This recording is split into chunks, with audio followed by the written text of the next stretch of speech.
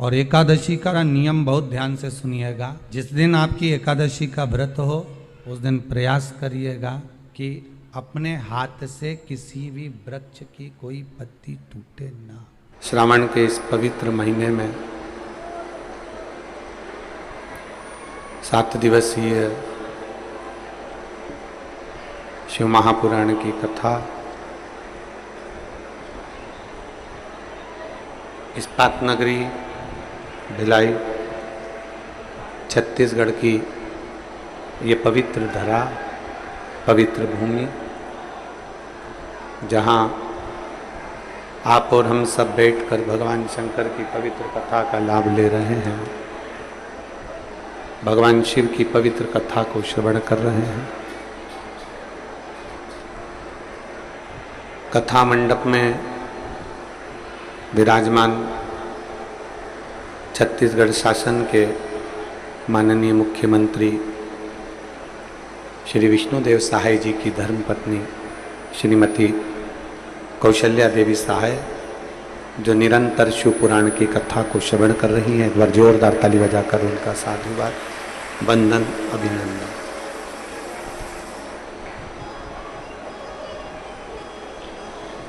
कथा के आयोजक बोलबम सेवा एवं कल्याण समिति प्रदेश अध्यक्ष श्री दया सिंह जी भिलाई से, जिन्होंने 4 से 5 दिन के अंदर सावन के महीने की इस पवित्र पहली कथा का पूरी व्यवस्था करी और भाव के साथ में, आनंद के साथ में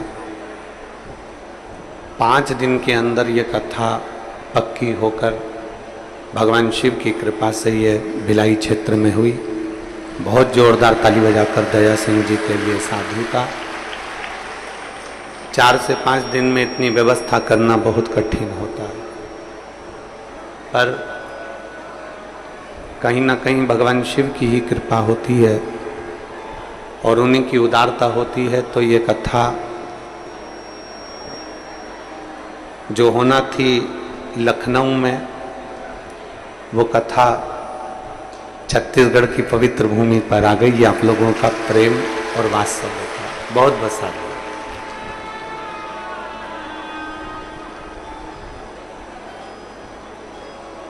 कभी कभी हम ये विचार करते हैं कि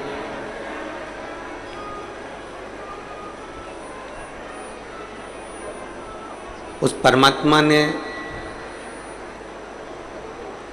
कैलाश पर निवास करने वाले भगवान देवाधिदेव महादेव ने किस भूमि का अन्न, किस भूमि का जल, किस भूमि का सत्संग, किस भूमि का कीर्तन, किस भूमि का भजन, किस भूमि का स्मरण करना है, ये उस परमात्मा ने पहले से लिख कर रखा।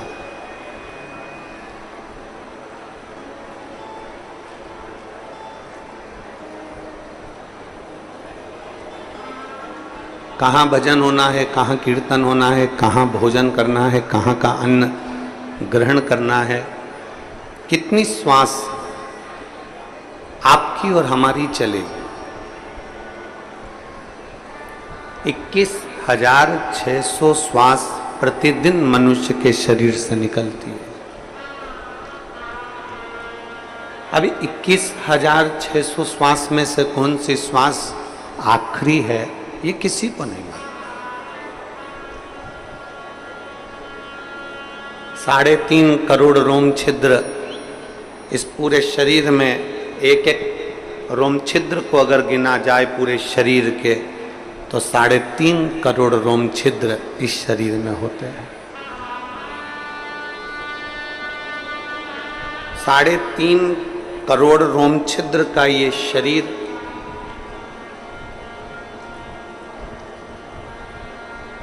हमने कितने रोम के बराबर भगवान का नाम लिया है, हमने कितने रोम के बराबर शिव नाम लिया है, ये हमारे ऊपर निर्भर करता है। 21,600 श्वास में से कौन सी श्वास आखिरी है ये हमको नहीं मालूम,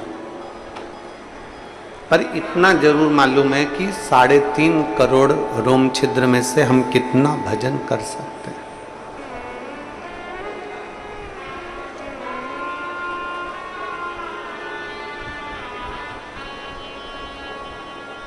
कथा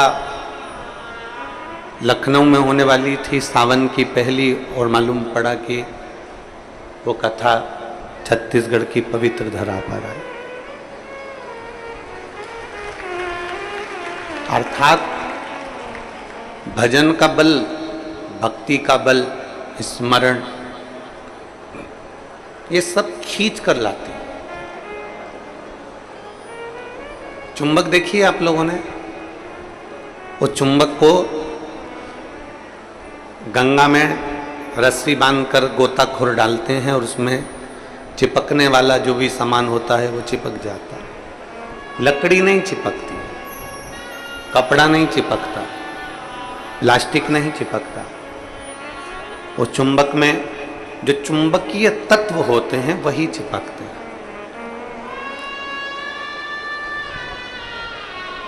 हम तो ये मानते हैं कि सावन के महीने में भी भोलेनाथ एक, जैसे लोग गंगा जी में चुंबक फेंकते हैं और उसमें जो चिपक गया वो चिपक गया, उसी तरह भोलेनाथ भी सावन के महीने में शिव महापुराण रूपी चुंबक को डालकर हिलाते रहते हैं। किसके भाग्य में है और कितने लोग चिपक सकते हैं ये उसी को मालूम है।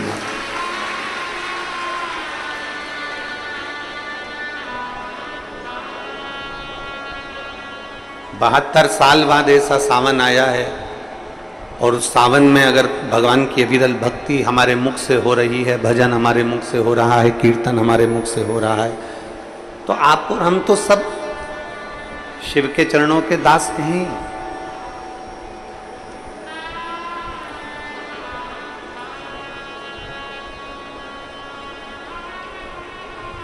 कहते हैं, शिव महापुराण की कथा कहती है, नौकरी ऐसी होना चाहिए, सर्विस ऐसी होना चाहिए जहां जाने का मन करे। ऑफिस में तुम बैठते हो और दिन भर क्लेश मचे, फाइल तुम पढ़ते हो और फाइल उठाते से ही तुम्हारे को मानसिक टेंशन आ जाए, जरा जरा सी बात में चिंता खड़ी हो जाए, तो वो ऑफिस जाने का मन नहीं करता, नौकरी पर जाने का मन नहीं करता। नौकरी ऐसी हो जहां जाने का मन करे, और घर ऐसा हो जहां वापिस आने का मन करे। तो समझ, घर में अगर क्लेश हो रहा है, बहुत अशांति हो रही है, बहुत लड़ाई हो रही है, बहुत विवाद हो रहा है, कहीं सास का मुंह फूला रहे, कहीं बहू का मुंह फूला रहे, कहीं बेटे का, कहीं बेटी का, कहीं माँ का, कहीं पिता का, कहीं भाई, कहीं बंधु, इनके मुंह फूले रहे तो घर में आने का मन नहीं करता। पत्नी का दिन भर मुंह फूला रहेगा तो पति का घर आने का मन नहीं करेगा। माँ बाप का अगर मुंह फूला रहेगा तो बच्चों का घर आने का मन नहीं करेगा। नौकरी ऐसी हो जहां जाने का मन करे, मन करे आपका कि मुझे बड़े उत्साह से जाने हैं। एक प्रश्न आपसे पूछते हैं, उम्मीद है कि आप लोग उत्तर अच्छा देंगे। हमने भी पढ़ाई करी, आपने भी पढ़ाई करी, हमने भी विद्याध्ययन करा, आपने भी विद्याध्ययन करा। जब स्कूल में पढ़ते थे, मैथ का सब्जेक्ट आता या साइंस का आता, इंग्लिश का आता, कोई सब्जेक्ट जब सामने आता तो कोई कोई टीचर इतना अच्छा होता था कि उसके सब्जेक्ट में भले मन ना लगे पर उसके सब्जेक्ट में बैठने का मन जरूर करता था। बोलो सही है कि गलत है? और कोई कोई टीचर ऐसा होता था कि उसके सब्जेक्ट में जाने का मन नहीं करता था।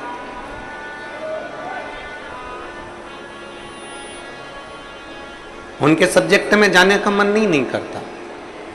कोई टीचर इतना अच्छा, बहुत प्रेम से, बहुत स्नेह से, बहुत लाड़ प्यार से पढ़ाता है, बहुत स्नेह से पढ़ाता है, तो उसके यहाँ जाने का मन कर जाता है। और कोई कोई टीचर ऐसा होता है कि वो पढ़ाता है पर उसके अंदर इतना क्रोध, इतना गुस्सा है, कहीं मारना, कहीं ठोकना, कहीं अपशब्द कहना, कहीं कुछ कहना, तो मन ही नहीं करता कि उस टीचर के पास में जाकर बैठा। पढ़ना है आपको, सारे सब्जेक्ट पढ़ना है आपको, और प्रत्येक सब्जेक्ट को आपको तैयार करना है, प्रत्येक सब्जेक्ट आपको पढ़ना है, पर आप उस टीचर के सब्जेक्ट में नहीं जाओगे। प्रत्येक सब्जेक्ट आपको पढ़ना है, प्रत्येक सब्जेक्ट आपको धारण करना है, पर आप उसके सब्जेक्ट में नहीं पहुंचोगे। बस जैसे स्कूल में कोई टीचर अच्छा है तो उसके सब्जेक्ट को पढ़ने के लिए आप जरूर जाते हो, उसी तरह नौकरी ऐसी हो जहां जाने का मन करे आपका।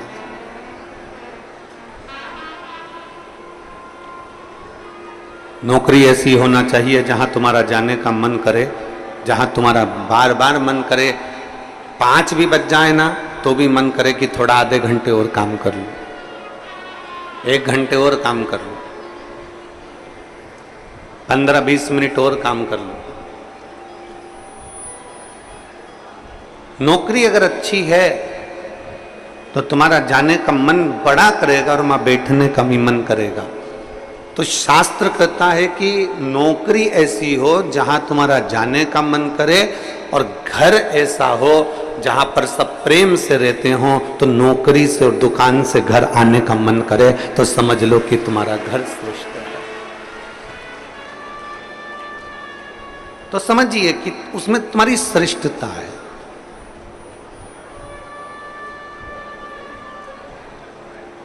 जरा जरा सी बात में अगर क्लेश हो रहा है, जरा जरा सी बात में अपशब्द बोले जा रहे हैं, तो वो श्रेष्ठता नहीं बनती। लोरमी वालों ने भी बहुत व्यवस्था कर रखी थी, परंतु कीचड़ इतना है, मिट्टी काली है, पानी पड़ा हुआ है, इसलिए प्रशासन भी उस चीज़ को हाँ नहीं भर पाया, क्योंकि उनको दिखता है कि इतना लाखों में। अब आप देखिए कि 3 पंडाल बड़े बड़े डूम भरे पड़े हुए हैं, उधर भी बाहर भक्त हैं, उधर भी बाहर भक्त हैं, और इधर देखोगे तो चारों तरफ बाहर पूरे के पूरे भक्त भरे पड़े हुए हैं। प्रशासन भी ये चीज देखता है कि इतने शिव भक्त आएंगे तो वो आराम से कथा सुने, आराम से रहें, आराम से खाएं, आराम से अपना भजन कीर्तन करें, और आराम से कथा श्रवण कर कर अपने अपने घर को जाएं, किसी को कोई कष्ट ना हो। ये प्रशासन भी देखता है।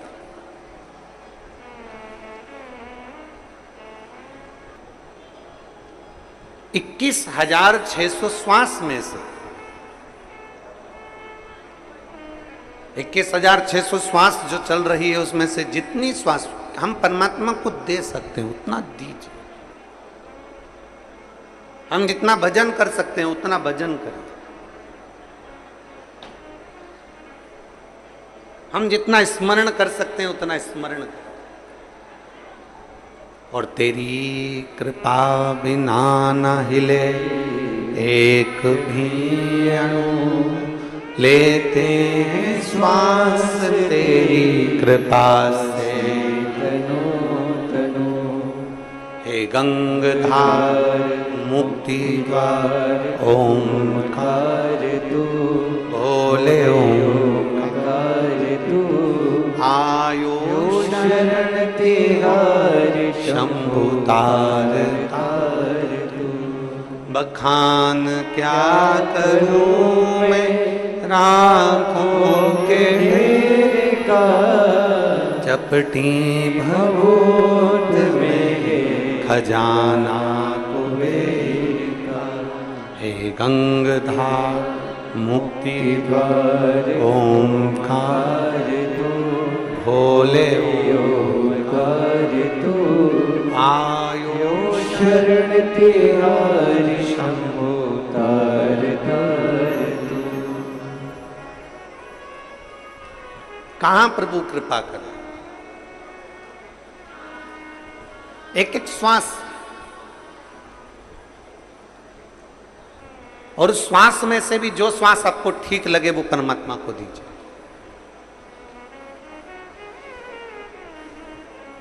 फिर निवेदन है,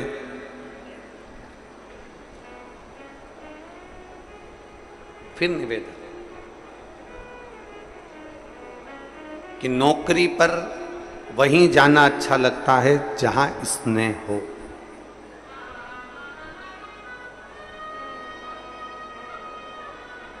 नौकरी ऐसी हो जहां जाने का मन करे, और घर ऐसा हो, जम के बोलो, जहां आने का मन करे। घर ऐसा कब हो सकता है? चप्पल कौन कौन पहनता है? जूता कौन कौन पहनता है? अरे हाथ तो उठाओ, चप्पल जूते तो पहनते होगे, ठीक है। कोई 7 नंबर की, कोई 8 नंबर की, कोई 6 नंबर की, कोई 9 नंबर की, कोई 10 नंबर की, कोई 11 नंबर की, कोई 12 नंबर की चप्पल पहनते, जूता पहनते। आप में से कोई ऐसा है जो एक पांव में 6 नंबर की चप्पल पहनता और दूसरे पांव में 9 नंबर की पहनता? कोई नहीं पहनता। चप्पल का नंबर 1 होना चाहिए। ये 5 नंबर की है तो ये भी, बोलो बोलो जम के बोलो, 5। ये 6 की है तो ये भी 6 की। ये 8 की है तो ये भी 8 की।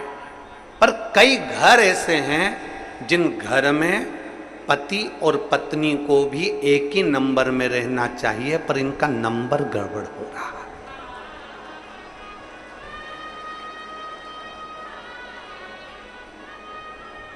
पति 8 नंबर में हो गया और पत्नी 6 नंबर में हो गई तो विवाद चालू हो गया। पत्नी 10 नंबर में हो गई और पति 7 नंबर में हो गया तो विवाद चालू। कितने चतुर हो आप सब। जितने श्रोता भाई बहन आस्था चैनल पर कथा सुन रहे हैं, फेसबुक यूट्यूब पर कथा सुन रहे हैं, जरा विचार करिएगा कि कितनी विद्वत्ता है आप में। आप दोनों पांव में चप्पल बराबर की पहनते हो, 6 number 6 number, 7 number 7 number, 8 number 8 number, 9 number 9 number बराबर की पहनते हो। एक ही नंबर की चप्पल दोनों पांव में पहनते हो, और घर पर जाते हो तो विचार करते हो कि पत्नी से झगड़ा हो रहा है, पति से झगड़ा हो रहा है, बच्चों से झगड़ा हो रहा है, रिश्तों में झगड़ा हो रहा है, नातों में झगड़ा हो रहा है। नहीं, शिव महापुराण की कथा कहती है अपने घर के प्रत्येक व्यक्ति का आपस में तालमेल मिलना चाहिए, नंबर 1 ही होना चाहिए, सबका सामंजस्य मिलकर चलना चाहिए। हाँ,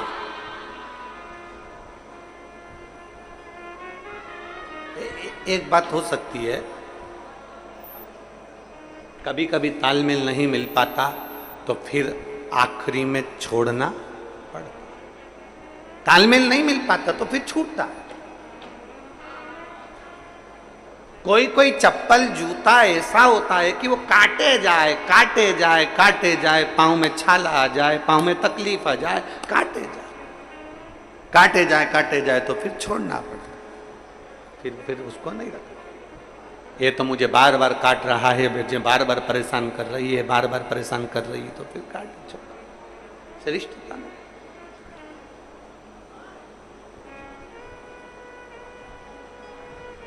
जूते, कपड़े और रिश्ते, कौन कौन सी चीज जम के बोलो जरा, सब बोलो। जितने भिलाई वाले बैठे हो सब बोलो, रास्ता चैनल पर जो कथा सुन रहे हैं वो भी बोलो। जूते, कपड़े और रिश्ते, जब ये तंग करने लगे तंग करने लगे, जूते पाँवों में कष्ट देने लगे, कपड़े शरीर पर कष्ट देने लगे और रिश्ते भी हमको कष्ट देने लगे, तो समझ लेना कि ये तुम्हारे साइज के नहीं है, ये अपने साइज के नहीं है। जूते अगर कष्ट दे रहे हैं पाँव में तो समझ लो कि हमारे साइज के नहीं है। कपड़े पहन रहे थे, तंगा गए, यहाँ से फटने लगे, कहीं यहाँ से तकलीफ दे रहे हैं, कहीं यहाँ से तकलीफ दे रहे हैं, तो समझ लो कि कपड़े हमारे साइज के नहीं हैं। और रिश्ते,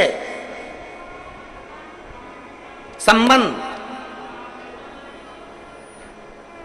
दूसरे गाली नहीं दे रहे हैं, अपने ही अगर अपने को गाली दे रहे हैं, अपने ही अपने को अपशब्द कर रहे हैं, अपने ही अपने को कोस रहे हैं, अपने ही अपने को आड़ा टेढ़ा बोल रहे हैं, तो समझ लेना रिश्ते भी तुम्हारे साइज के नहीं हैं, तुम इनके साइज के नहीं हो। इसलिए जो जूता कष्ट दे उसको त्याग दो, जो कपड़ा कष्ट दे उसको मत पहनो, और जो रिश्ता आपके जीवन में आपको तकलीफें देना प्रारंभ कर दे, प्रयास करो उसको एक और कर कर भगवान की भक्ति में रमना प्रारंभ करो।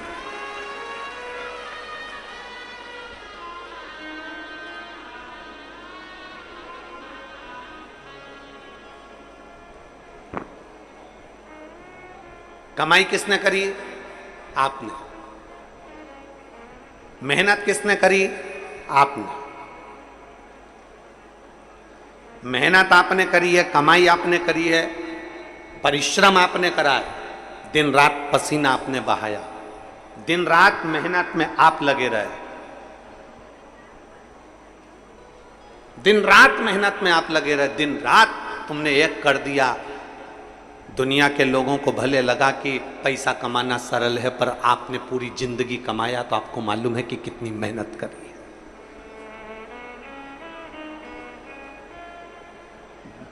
मेहनत करते करते तुम कब 55 साल के हो गए, 50 साल के हो गए, तुम्हें नहीं मालूम पड़ा। तुम कब 48 के हो गए, कब तुम 45 के हो गए, तुमको नहीं मालूम पड़ा। मेहनत तुमने करी, कमाया तुमने, नाम तुमने, शोहरत तुमने, बंगला तुमने, फ्लैट तुमने, कोठी तुमने, जमीन तुमने, दुकान तुमने, प्रॉपर्टी तुमने, फैक्ट्री तुमने बनाई। और मालूम पड़े इतना करने के बाद भी अगर तुम्हारा बेटा तुम्हारे मुख पर आकर तुमसे तेज आवाज में बात कर ले, तो समझ लेना कि यह कोठी और बंगला सब शून्य है। इतनी मेहनत किसके लिए करी थी? अपने बच्चों के लिए। इतना किसके लिए बनाया था? अपने बच्चों के लिए। और आज अपना ही पुत्र, अपना ही बेटा, अपनी बेटी चिल्लाकर बात करे अपने से। जिस ऑफिस में बैठते हो, जिस दुकान पर बैठते हो, वहां नौकर तुम्हारी हाँ हजूरी करता है, सर बोलिए, सर बोलिए, सर बोलिए, सेठ जी बोलिए। फैक्ट्री में बोल रहा है, सेठ जी बोलिए। नौकर सुलट ठोक रहा है, बार बार तुमको विनती कर रहा है, सर, सेठ जी। दुकान पर नौकर कहता है सेठ जी, सेठ जी, सेठ जी। दुनिया के लोग, मोहल्ले वाले कहते हैं सेठ जी, सेठ जी। और पूरी ऑफिस के लोग सर सर कर कर पुकारते हैं। और वही पिता जो अपने बच्चों के लिए कमाता है और घर पहुंचता है, और बेटा जब चिल्लाकर बोलता है, बेटी जब चिल्लाकर बोलती है, पत्नी या परिवार के व्यक्ति जब चिल्लाकर बोलते हैं, तब वो व्यक्ति अंदर से टूट जाता है कि मैंने इनके लिए करा और आज सब सुनना मुझे पड़ रहा है। भीतर से टूटता है, भीतर से।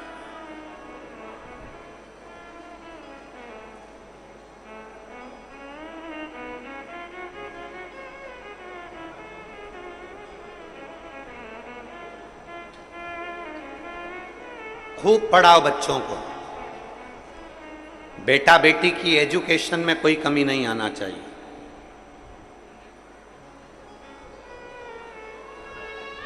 बच्चों की पढ़ाई में कोई कमी नहीं आना चाहिए। अपने बच्चों को, अपने बेटा बेटी को खूब पढ़ाओ, खूब एजुकेशन दीजिए, अच्छी ट्यूशन दीजिए, अच्छा पढ़ाइए। पर अपने बेटा बेटी को पढ़ाते पढ़ाते साथ में उसको शिव महापुराण की कथा भी सुनाइए, जिससे बच्चों के अंदर के संस्कार कम ना हो जाएं, वो संस्कारवान बने रहे। पढ़ाओ इतना तुम्हारी सामर्थ्यता से ज्यादा पढ़ाओ। बच्चा अगर पढ़ना चाहता है तो उसको खूब पढ़ाओ, जितना पढ़ा सकते हो पढ़ाओ।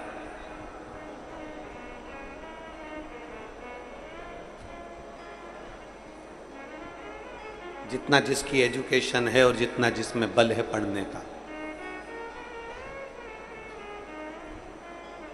जितना जिसमें बल है।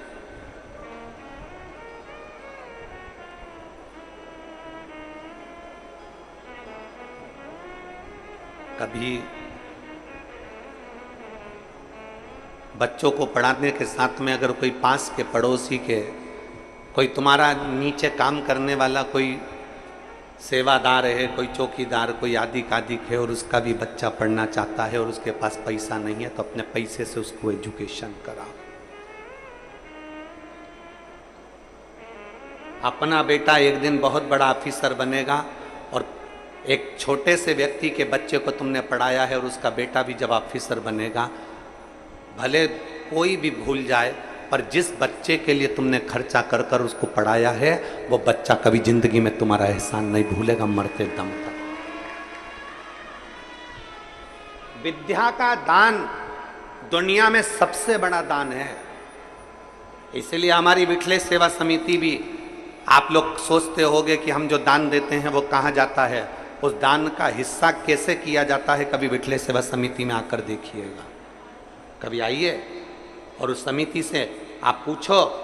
हमारे यहाँ एक रजिस्टर चलता है जिसमें जो बच्चे गरीब साधारण, जिनको बहुत पढ़ना है और उनकी ललकता है कि मैं बहुत कुछ कर सकता हूँ पर मेरे पास में धन नहीं है, बेटियां बेटे छोटे छोटे जिनके माँ बाप सब्जी का ठेला लगा रहे हैं, कहीं बर्तन मांज रहे हैं और वो बच्चे पढ़ना चाहते हैं, तो समिति उनका स्कूल का फीस जमा कर कर उनकी एजुकेशन कराने के लिए तत्पर रहती है।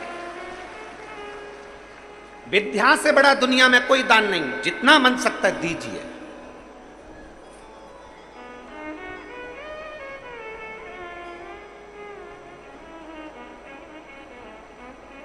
विद्या से बड़ा दान है, देव कर सकते हो तो कर दो, पढ़ा लो, अपने बच्चों को भी अच्छी एजुकेशन दीजिए। और कोई चाहता है कि अंकल मुझे पढ़ना है, अंकल मुझे पढ़ना है, और मैं धन्यवाद देना चाहता हूं, मैं साधुवाद देना चाहता हूं। कई छत्तीसगढ़ के भी, मध्य प्रदेश के भी, हरियाणा के भी, राजस्थान के भी, गुजरात के भी, पंजाब के भी और झारखंड के भी, जहां जहां लोग हमसे जुड़े हुए हैं, महाराष्ट्र के भी, जहां से लोग हमारे पास में जुड़े हुए हैं। जब कोरोना महामारी आई, उस कोरोना महामारी में कई बच्चों के पिताजी कम उम्र में 45-48 साल की उम्र में मर गए। बेटियां पढ़ना चाहती थी, बेटे पढ़ना चाहते थे, स्कूल में पढ़ रहे थे, नहीं है। मां विधवा बेधव्य। और अगर ये कथा सुन रहे हैं वो सारे,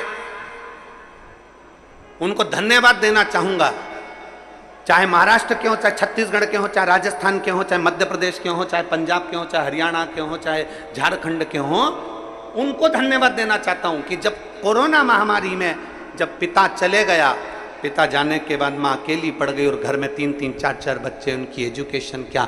नवयुवक, उसकी पत्नी जो कि पति 45 साल में, 40 साल में, 38 साल में चले गए और बच्चे छोटे, और माँ के पास में कोई काम नहीं, क्या करे वो। कोई माँ तो अनपढ़, बिल्कुल पढ़ी लिखी नहीं, बर्तन मांज रही दूसरे के घर में।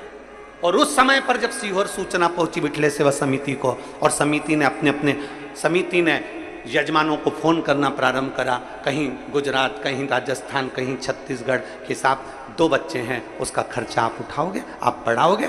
मैं उनको धन्यवाद देता हूं कि आज तक भी वो यजमान उन बच्चों को, 2 बच्चे, 1 बच्चों को आज तक पढ़ा रहे हैं और कोई सूचना नहीं समिति के पास में। फिर कोई बात नहीं, हम पढ़ा रहे हैं उस बच्चे को। जब उसके चेहरे से, जब वो बच्चे कुबेरेश्वर धाम पर आते हैं और मिलते हैं, जब उनके चेहरे से पूछो बेटा पढ़ाई कैसी चल रही है, गुरुजी बहुत बढ़िया, अंकल खर्चा, वो तो कभी हमारे सामने नहीं आते, वो तो बस स्कूल में फीस पहुंचा देते हैं और हमारी ट्यूशन की फीस पहुंचा देते हैं और पढ़ा देते हैं गुरुजी। वो एहसान उस बच्चे की जिंदगी में, छोटे से बच्चे की जिंदगी में, बुद्धि में बैठ गया कि मेरा पिता नहीं था तब इसने मुझे पढ़ाया। जब वो आईएएस ऑफिसर बनकर बैठे, जब वो पद पर ऊंचे ऊंचे औहदे पर जब वो बेटा बेटी बैठे हैं, तो खुशी होगी हमको भी और खुशी होगी पूरे क्षेत्र को भी कि वो बच्चा कामयाब हो गया। विद्या से बड़ा कोई दान नहीं है। पढ़ाओ, अपने बेटे को भी पढ़ाओ, अपनी बेटी को भी पढ़ाओ, अपने रिश्तेदारों को पढ़ाओ। मेरा फिर निवेदन है, जैसे उस कल बच्चे ने हिम्मत कर कर कहा कि मैं 10वीं में पास हो गया, मेरा मन नहीं था पढ़ने का क्योंकि मैं फेल हो रहा था, मैं नहीं पढ़ना चाहता था, पर आपकी कथा से मुझे ये बल मिला कि एक प्रयास और करो और फिर पढ़ो। और उस बच्चे ने मेहनत कर कर 10वीं पास करी, तो वो बच्चा बोल कर जाता है कि मैं 12वीं भी आपके कहने पर पास करूंगा। ये बच्चा आज भले दुनिया के लोग हंसते हो कि 10वीं के रिजल्ट के लिए पत्र लिख दिया, 10वीं के रिजल्ट के लिए। मैं तो बच्चों को धन्यवाद दूंगा जब 8वीं का बच्चा भी मेरे पास में पत्र भेजेगा कि हम पढ़ रहे हैं, हम होशियार हो रहे हैं, हम आगे बढ़ रहे हैं। केवल 10th क्लास से ही मतलब नहीं, 8th क्लास का बच्चा भी जब भेजेगा ना लिख के कि हम मेहनत कर रहे हैं, हम आगे बढ़ रहे हैं। तुम्हारी एजुकेशन से कोई खुश हो चाहे नहीं हो, पर सियोर वाला महाराज तुम्हारी एजुकेशन से सबसे ज्यादा खुश होगा। विद्या से बड़ा कोई दान नहीं, विद्या से बड़ा कोई दान। पढ़ो,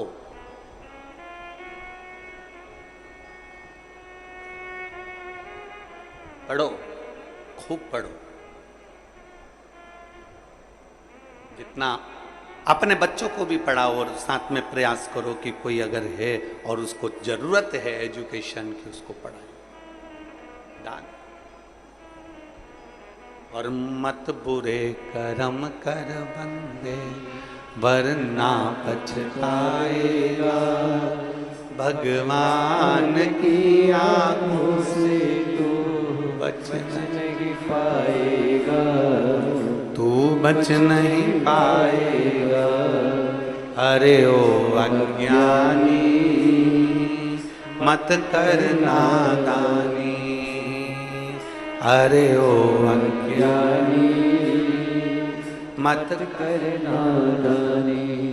अपने जीवन में कुछ अच्छा मान लो, परिवार में रह रहे हो, इतना कमाने के बाद भी अगर परिवार के लोग तुमसे क्रोध में बात करें, गुस्से में बात करें, चिढ़ के बात करें, अकड़ के बात करें, चिल्ला के बात करें, तो दिल टूट जाता है कि मैं दिन भर इतनी मेहनत करती हूँ। कई बहुएं ऐसी हैं दिन भर लगी रहती है, दिन भर सुबह से उठती है, झाड़ू पोछा बर्तन भांडा सब करती सबका खाना बनाकर, सबको खिलाकर, बच्चों को स्कूल भेजकर, पति का टिफिन भेजकर, आखिरी में 2 रोटी खाने बैठती है। और उस समय भी अगर घर के लोग उससे चिढ़कर, क्रोध में आकर, अकड़ में, पति ऑफिस से आया और चिल्लाकर बात करे, बच्चे स्कूल से आए और चिल्लाकर बात करें, तो वो बहू भी अपनी आंखों से आंसू बहा देती है कि मैं दिन रात इनके लिए करती हूं तो भी मुझे सुनना पड़ रहा है। आदर करो अपनी माँ का, आदर करो अपने पिता का, आदर करो अपने गुरु का, आदर करो अपने शिक्षक का। वो टीचर का भी आदर करो जो पढ़ाता है तुमको।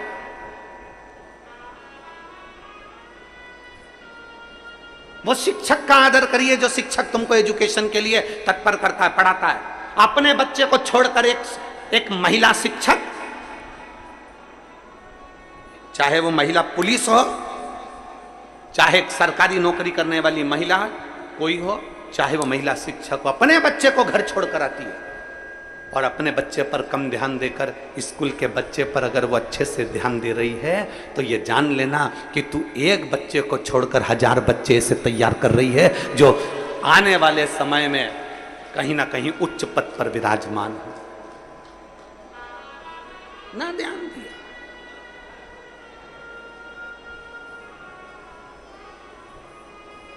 पाँव में जूता एक ही नंबर का है, चप्पल एक ही नंबर की है।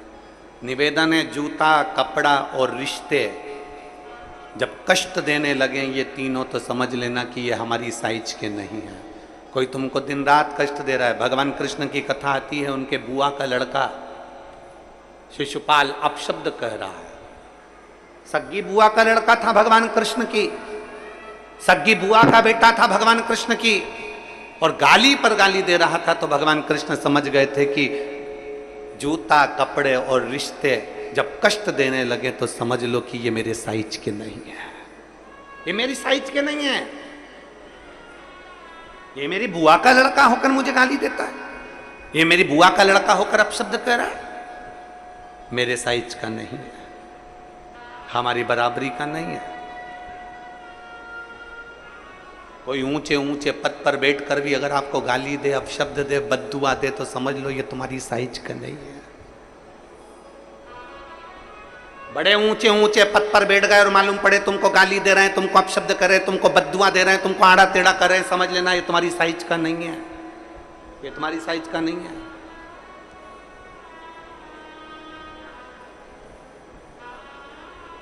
ऊंच निवास नीच करतूती, देखई न सकई पराई विभूति। ऊंचे पद पर बैठने पर भी अगर आपका सुख उनसे देखा नहीं जा रहा,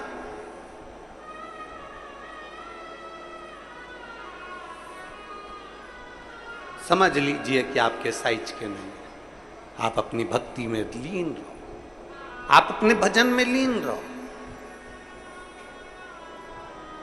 साल भर में एक बार सावन के महीने में ऑनलाइन शंकर का अभिषेक होता है। कितनी बार? जम के बोलो जरा।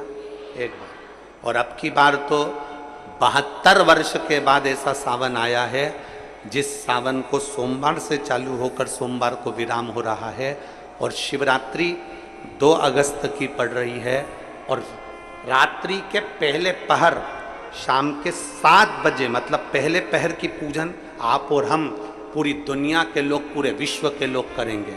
शाम को 7 बजे आपको कुछ मिले चाहे ना मिले, शिवलिंग मिट्टी का जरूर बनाओ, और साथ में बैठकर 7 बजे से 8 बजे तक आस्था चैनल चालू करो, मोबाइल चालू करो, टीवी चालू करो और भगवान शिव की आराधना करो।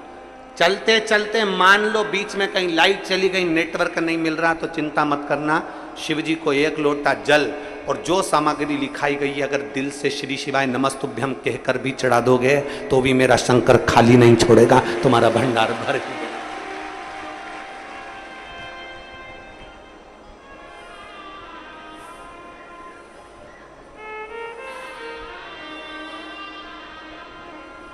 भर दो।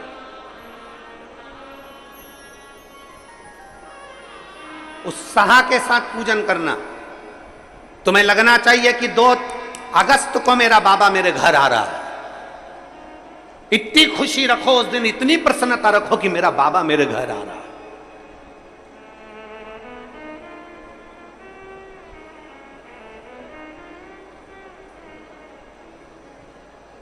इतनी प्रसन्नता तुम्हारे भीतर होना चाहिए। Welcome to my home lord Shiva. मेरे घर में आज शंकर आ रहे हैं, बड़ी प्रसन्नता का विषय, बड़ी खुशी का विषय। आज मेरे घर में मेरा शिव आ रहा, मेरा शंकर। और शाम को जब 7 बजे से 8 बजे तक पूजन हो जाए, 8 बजे शंकर के उस शिवलिंग की थाली अपने सिर पर रखकर, थाली, नगाड़ा, ढोल, मंजीरा, ताली, घंटी बजाते हुए घर के बाहर जाकर पात्र में विसर्जन कर दो। नदी तालाब बाजू में हो और ज्यादा पानी नहीं हो तो वहां कर सकते, पर अपने घर के बाहर जाकर उसका विसर्जन प्रसन्न। और एक बेलपत्री शिवजी पे से चढ़ी हुई, वो 7 बेलपत्र में से एक बेलपत्र शंकर पे से चढ़ी हुई अपने पास, उसमें से कामना कर कर बाबा से, बाबा मेरी एक कामना, आज मैं प्रदोष काल में रात्रि के प्रथम पहर में शिवरात्रि का पूजन कर रही हूं, और कहते हैं रात्रि के पहले पहर की पूजन मां पार्वती जी ने भी करी है, मां सती ने, मां उमा ने करी है। जो जो मांगा भगवान शंकर ने रात्रि के पहली पहर की पूजन में वो दे दिया है, आपको भी मिलेगा। आप और हम ऑनलाइन पूजन को उसमें जुड़े करें, घर घर में शिवलिंग बने, घर घर में शंकर जा, घर घर दरवाजा खोलकर मेरे बाबा का स्वागत करिए, मेरा शिव आ रहा है।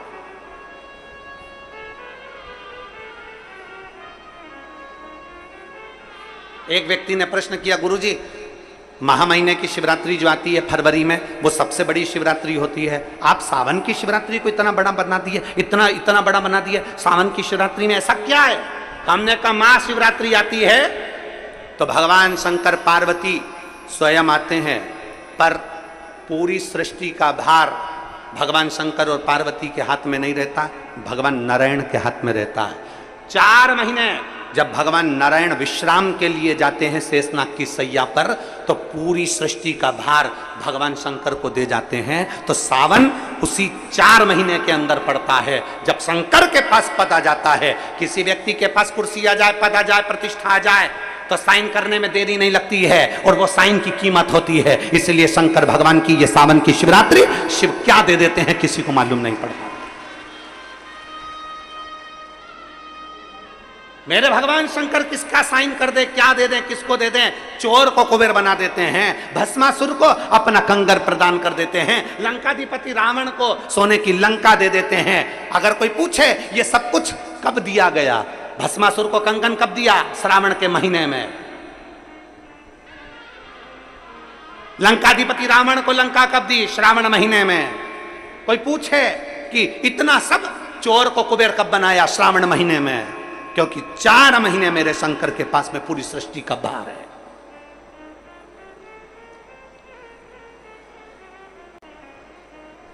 जो विधायक के पद पर बैठा है, जो मंत्री के पद पर है, जो कलंत्री के पद पर बैठा है, जो कोई ऊंचे ओहदे पर बैठा है, जब तक उसकी सत्ता है, कुर्सी है, तब तक जो भैया भैया भैया, तो वो अब पद ही नहीं रहे, जब फिर उस समय पर हाँ भैया जब बात। इस समय तो सावन के महीने में तो तुम जैसे भजो, जैसा तुम्हारा मन पड़ जाए वैसे भजो। शाम को 7 बजे जैसे ही शंकर जी के सामने बैठो, पूजन की थाली लगाकर शिवलिंग तैयार कर कर बैठो, भगवान की आराधना करने के लिए बैठो, उससे भजन करते हुए खूब लाड़ प्यार से। ऐसा उमंग तुम्हारे भीतर होना चाहिए कि मेरा बाबा मेरे दुख मिटाने के लिए आज मेरे घर में प्रवेश कर रहा है। करेगा। एक पत्र है, मेरा नाम ललिता यादव है, पति का नाम ऋतुराज यादव है। मैं भिलाई 3 की निवासी हूँ। मेरा मोबाइल नंबर ये है। कहीं बैठी हैं क्या? कहीं बैठी हैं? अगर कहीं बैठी हो तो हाथ हिला सकती हैं। मेरा नाम ललिता यादव है, पति का नाम ऋतुराज यादव है, पता भिलाई 3 की निवासी हूँ। मेरा मोबाइल नंबर ये है। कहीं बैठे हो तो हाथ हिला सकते हैं, और हो तो बेलपत्र लेने के लिए आ सकते हैं, और अगर बच्ची साथ में आई हो तो उसको भी ला सकते हैं। मेरी बेटी का नाम लावी यादव है। उसका जन्म 28/12/2018 को हुआ।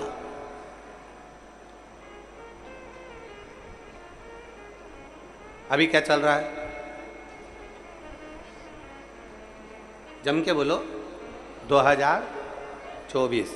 जन्म कब हुआ है? 28/12/2018 को। मेरी बेटी जन्म से ही बोल नहीं पाती थी। हम लोग बहुत परेशान हो गए। डॉक्टर को दिखाया तो उन्होंने सीटी स्कैन किया। सीटी स्कैन में आया कि ये बच्ची बोल नहीं सकेगी। इसके जन्म से ही इसकी जिह्वा, इसकी तालू बेकार, ये नहीं बोलेगी। डॉक्टरों ने कह दिया इसकी आवाज नहीं आ सकती कभी भी। अब करें तो करें क्या? 18 में जन्मी, 19, 20, 21, 22, 23 ये सब निकलता चले गया। अब करे क्या? बच्चे की आवाज नहीं आई, वाणी नहीं आई।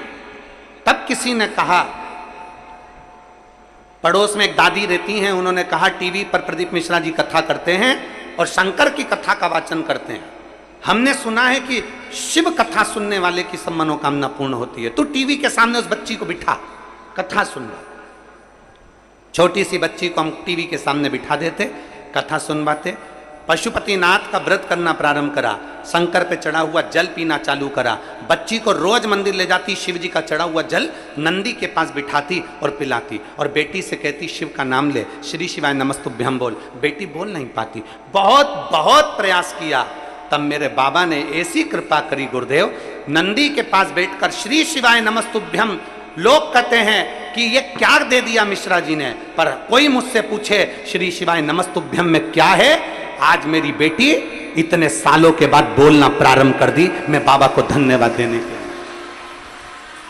मैं बाबा को धन्यवाद देने के लिए आई हूं कि आज मेरी बेटी के मुख में वाणी आ गई, जो बोलती नहीं थी, निपट गूंगी, डॉक्टर ने कह दिया था ये नहीं बोल सकती, उसके मुख में वाणी, उसके मुख में वाणी। एक लाइन अच्छी लिखी है, आप और हम सब मिलके गुनगुनाते हैं। खाली ना जाता कोई दर से तुम्हारे, खाली ना जाता कोई दर से तुम्हारे, मैं भी खड़ी हूँ नंदी पाए पसारे, अपने हृदय से लगा लो गिरा जा रहा उठा लो भोले अपने दर से, अब तो ना टालो, गिरी जा रही हूँ उठा लो। एक पत्र और है,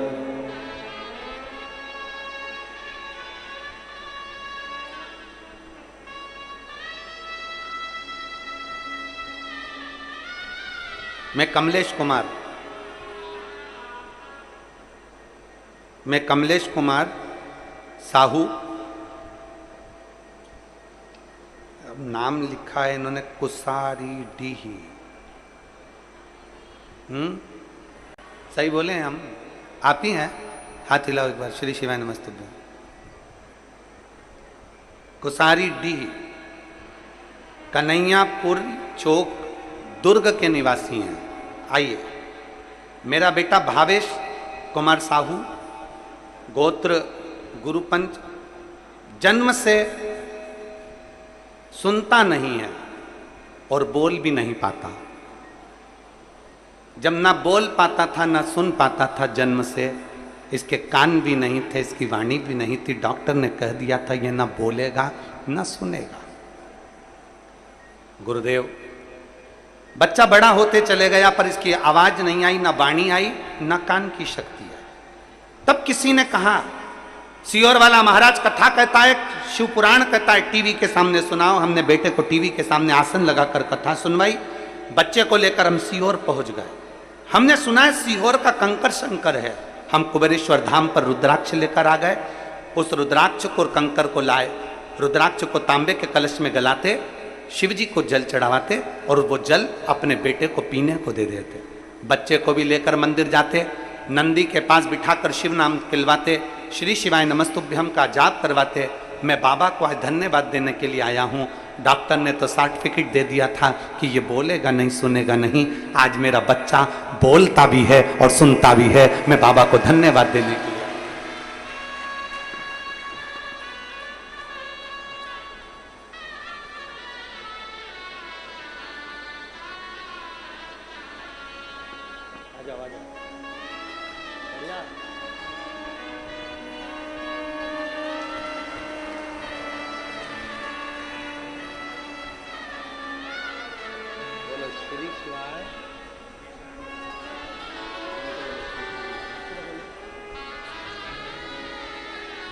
माइक में ऊपर आओ, ऊपर आओ, बैठो। श्री शिवाय नमस्तुभ्यम, नमः शिवाय, हर हर, ओम नमः शिवाय, हर हर हाय हाय महादेव।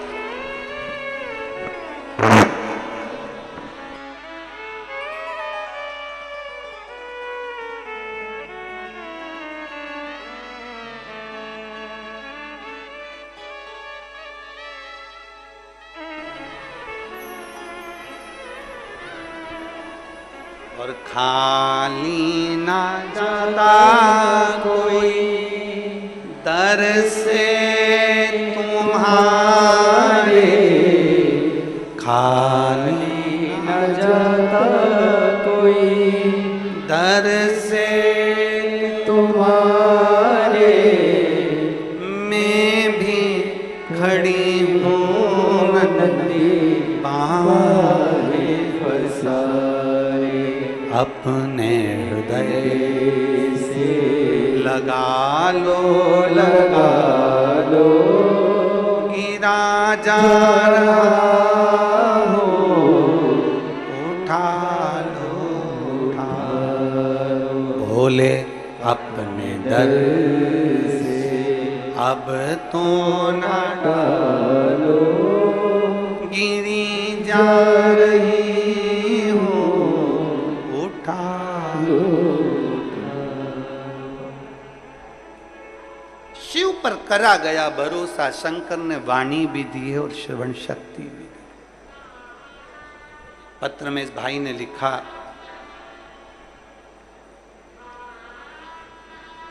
जो दुनिया में कोई नहीं कर सकता वो शिव पुराण और भोलेनाथ कर सकता है।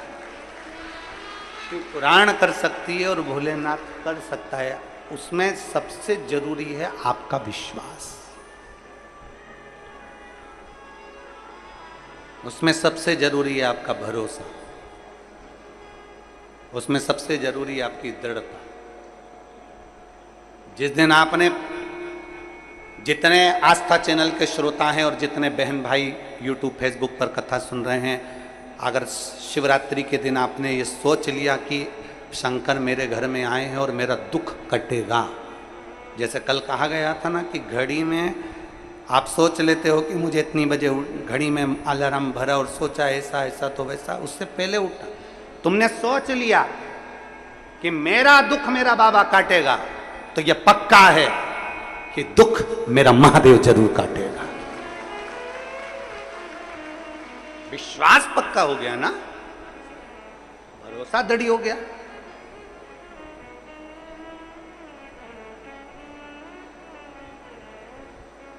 और मैंने तेरे ही भरोसे बाबा, तेरे ही भरोसे हवा बिच उड़ती जावांगी, बाबा डोर तो छड़ी ना मैं कट्टी जावांगी, भोले मैं तेरी पतंग, शंभो मैं तेरी पतंग, हवा बिच उड़ती जावांगी, बाबा डोर तो छड़ी ना मैं कटी जावांगी, भोले मैं तेरी पतंग, शंभो मैं तेरी।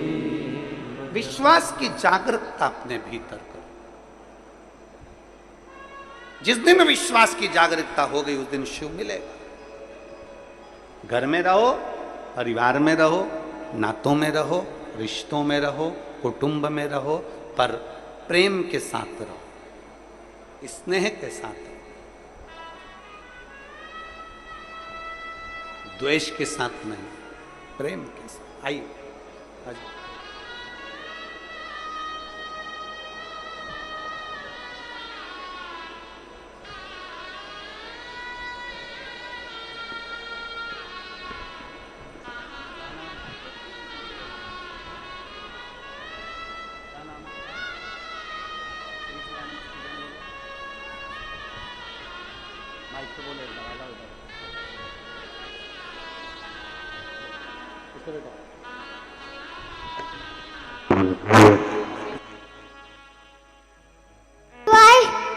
नमस्तुभ्याम, नमस्तोत्तम, हर हर महादेव।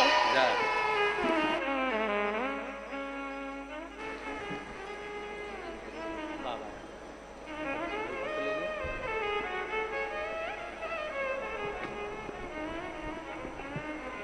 डॉक्टर ने कह दिया था कि इसकी आवाज़ और श्रवण शक्ति दोनों नहीं आई, पर लिखने वाले ने, वो कहते हैं ना, विधाता लिखता है तुम्हारा भाग्य, विधाता लिखता है तुम्हारा भाग्य, पर देव अधिदेव महादेव विधाता के लिखे हुए लेख को भी मिटा देता है। वो सामर्थ्यवान है,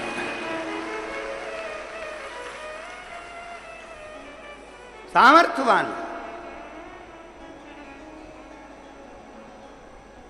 विधाता लिख दिया कि तेरे जीवन में ये तकलीफ है, तेरे जीवन में ये कष्ट है, तुम एक लोटा जल तो चढ़ाओ, तुम जाओ शिव के दरवाजे शंकर की चौखट पर एक लोटा जल चढ़ाना प्रारंभ करो। कैसे नहीं सुनेगा? हम थोड़े दिन तक लक्ष्य तक चलते हैं, फिर भटक जाते हैं। अभी 2 अगस्त की पूजन करोगे, उससे पहले लोग तुमको भड़काना प्रारंभ कर देंगे। श्रावण की शिवरात्रि की पूजन करोगे, उससे पहले लोग तुमको भड़काना प्रारंभ कर देंगे। ऑनलाइन से क्या होगा, कैसे होगा, क्या होगा, क्या नहीं होगा, भड़काएंगे, जिससे तुम पूजा से विमुख हो जाओ। भगवान भी चाहते हैं, क्योंकि तू पूजन करेगी तो मुझे देना पड़ेगा, और तू किसी के कहने में आ गई और तूने पूजन छोड़ दी तो मुझे तुझे देना नहीं पड़ेगा। भगवान भी ये चाहते हैं, अगर सब पूजन करेंगे तो मुझे देना पड़ेगा, सबका भंडार बनना पड़ेगा, सब पे करुणा करना पड़ेगा। इसलिए कई मैसेज आएंगे, कई तरह के लोग भड़काएंगे, कई तरह के लोग आग लगाएंगे। तब अपनी बुद्धि में ये विचार कर लेना, अपना टीवी का रिमोट जैसे अपने हाथ में होता है तो अपन अपना मन चाहा नाटक देखते हैं, न मन चाहा कथा सुनते हैं। अपना रिमोट, अपनी सोच का रिमोट, आपका खुद का रिमोट किसी दूसरे के हाथ में मत देना। कोई कहे बैठ जाओ, बैठ गए। कोई ने आपको गाली दे दी, आप रोने बैठ गए। किसी ने अपशब्द कह दिया, आप रोने बैठ गए। किसी ने कुछ बोल दिया, आपको दुख हो गया। नहीं, अपना रिमोट अपने पास में रखिए। आग लगे बस्ती में, अपन रहो मस्ती में। कोई कुछ भी कहे, अपने को जैसा जीना है वैसे जियो, अपने को जैसा जीना है वैसा जियो, फुल एंजॉय में अलमस्त होकर जियो। ये मानव का शरीर दूसरी बार नहीं मिलना, और किसी को नहीं मालूम। कई लोग कहते हैं कि अगर ऐसा करोगे तो नरक चले जाओगे। हम उनसे पूछते हैं, तुम जाके बता कर आओ नरक है क्या? कोई कहते हैं कि स्वर्ग जाओगे, हम कहते हैं दुनिया का सबसे बड़ा स्वर्ग है अपना घर, और दुनिया का सबसे बड़ा स्वर्ग है शंकर का दर। एक लोटा जल चढ़ा, उससे बढ़कर दुनिया में कोई स्वर्ग नहीं। शिव के दरवाजे पर जाइए, एक लोटा जल चढ़ाइए, और सबसे बड़ा स्वर्ग है अपना घर। घर में आराम से रह रहे हो, 2 रोटी खा रहे हो, फुल प्रेम से आराम से सो रहे हो, भरचक नींद भी आ रही है, चकाचक मम्मी रोटी भी दे रही है, खूब प्रेम से सब मिल रहे हैं, तो इससे बढ़कर स्वर्ग कुछ नहीं हो सकता। इससे बढ़कर स्वर्ग कहाँ हो? किसने देखा? जो मर कर गए वो आज तक बताने नहीं आए कि हम स्वर्ग में है कि नरक में, और जो जिंदा है वो जाते नहीं है, तो बताएगा कौन कि नरक है कि कहाँ, कि स्वर्ग है कि कहाँ? फुल एंजॉय में जियो अपनी खुशी। आग लगे बस्ती में, अपन रहो मस्ती में, फुल एंजॉय। जीवन का एक आनंद, अपनी प्रसन्नता होना चाहिए। किसी ने कुछ कह दिया, रोने बैठ गए। किसी ने कुछ कह दिया, मुंह उदास कर कर बैठ गए। मतलब तेरा रिमोट दूसरे के हाथ में है, इसलिए वो दबाता है और तू रोने बैठ जाता है। उसने कहा और तू मुंह उदास कर लेता है। तेरा रिमोट तू अपने पास रखना। मैं चाहे ये करूं, मैं चाहे वो करूं, मेरी मर्जी। कोई कह दे कि शिवरात्रि का पूजन मत करो और तुम नहीं करो, किसी ने मैसेज डाल दिया ये मत करो मत करो। अरे अपना मन होना चाहिए, मेरा मन। हम दूसरे से थोड़ी ना कर रहे हैं कि तू कर, हमारा मन।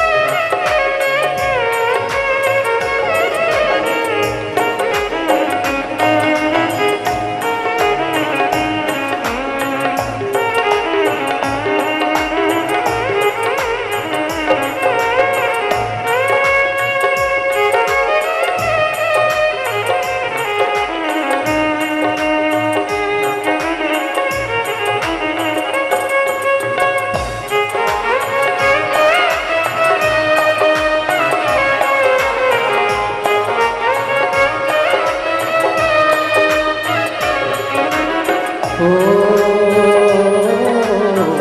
जो शिव का गुण गाने किया है, जो शिव का गुण गाने किया है, सच्चा जीवन वो ही जिया। और जीवन के एक लक्ष्य तक पहुंचने का प्रयास करें, एक लक्ष्य तक पहुंचने का प्रयास करें।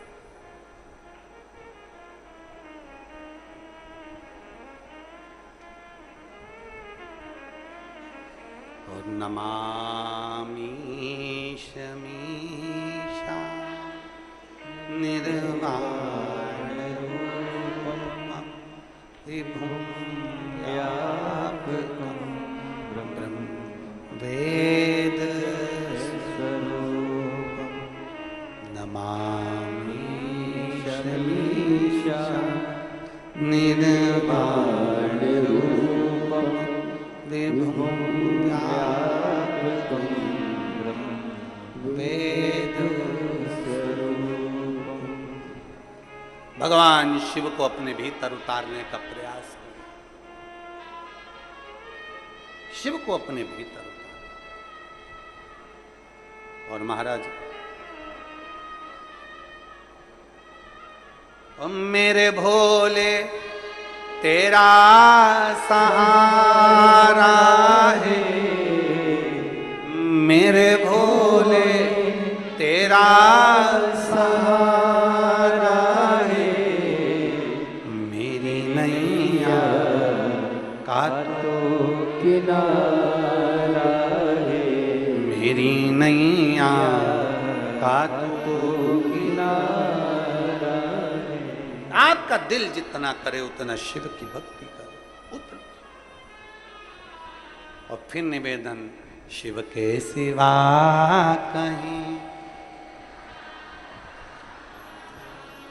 शिव के सिवा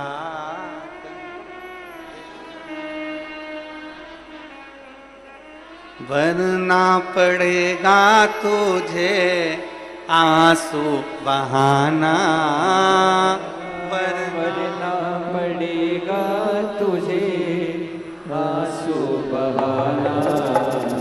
शिव के सिवा कहीं दिल ना लगाना, शिव के सिवा कहीं दिल ना लगाना, शिव के सिवा कहीं दिल ना लगाना, शिव के सिवा कहीं दिल ना लगाना।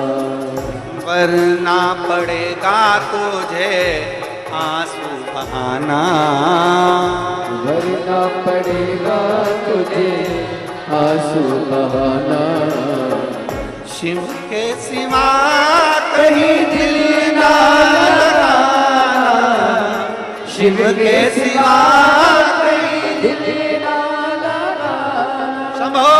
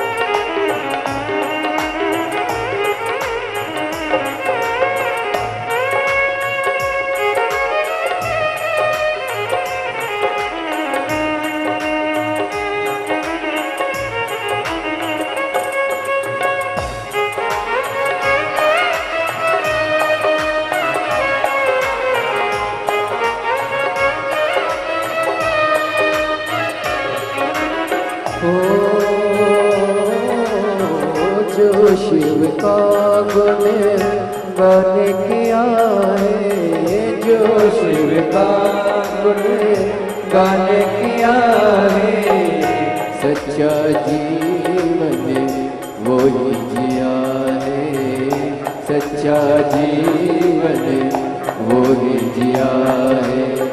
जो शिव का गुण गान किया है, जो शिव का गुण गान किया है, सच्चा जीवन वो ही जिया है, सच्चा जीवन वो ही जिया है। सुमिरन के बल से तुझे, सुमिरन के बल से तुझे मुक्ति है पाना, शिव के सिवा कहीं दिल ना लगाना, शिव के सिवा कहीं दिल ना लगाना। वरना पड़ेगा तुझे, वरना पड़ेगा तुझे आंसू बहाना, शिव के सिवा कहीं दिल ना लगाना, शिव के सिवा कहीं दिल ना लगाना।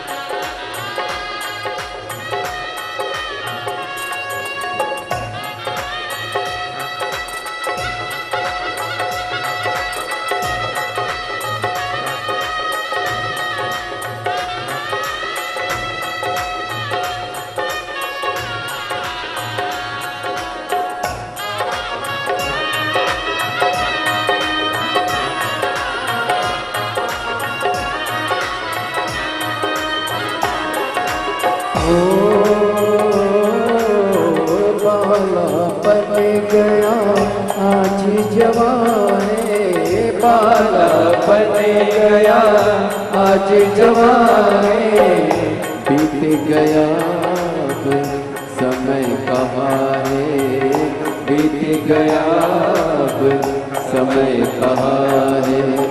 बाला बन गया आज जवाने, बाला बन गया आज जवाने, बीत गया अब समय कहाँ है, बीत गया अब समय कहाँ है। सोच समझ के, सोच समझ के वक्त गवाना, शिव के सिवा कहीं दिल ना लगाना, शिव के सिवा कहीं दिल ना लगाना। नहीं तो पड़ेगा तुझे, नहीं तो पड़ेगा तुझे आंसू बहाना, शिव के सिवा कहीं दिल ना लगाना, शिव के सिवा कहीं दिल ना लगाना।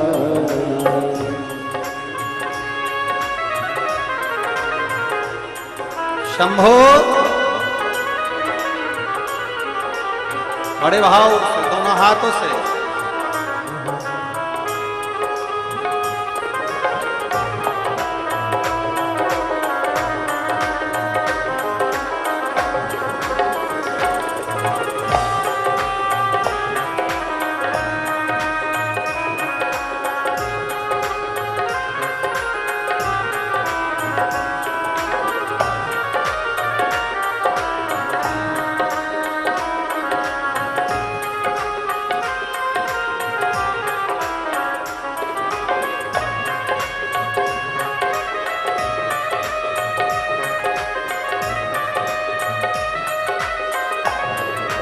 भोले शंभो